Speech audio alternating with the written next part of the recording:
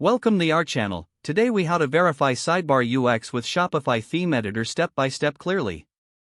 Open your Shopify admin dashboard. Navigate to the online store section. Click on themes from the drop-down menu. Find the theme you want to edit and click on customize. This will open the Shopify theme editor. On the left side, you will see the various sections of your theme. Locate the sidebar section in the editor. Click on it to open the sidebar customization options. Review the settings available for the sidebar. Adjust the layout, colors, and fonts as needed. Preview the changes in the live preview screen on the right. Save any changes you have made to the sidebar. If you want to check how the sidebar looks on different devices, use the device preview buttons. Test the sidebar functionality by interacting with it in the preview. Ensure all elements are displaying correctly and functioning as intended. Finally, revisit the themes section to see how your adjustments appear on the live site.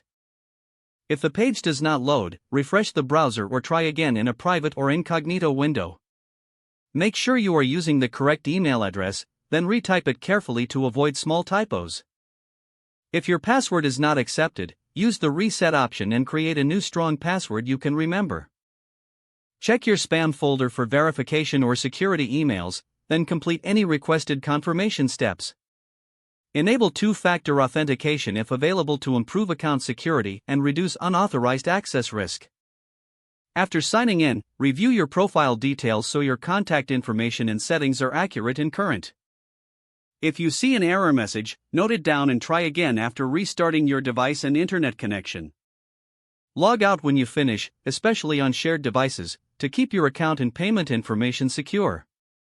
If the page does not load, refresh the browser or try again in a private or incognito window. Make sure you are using the correct email address, then retype it carefully to avoid small typos.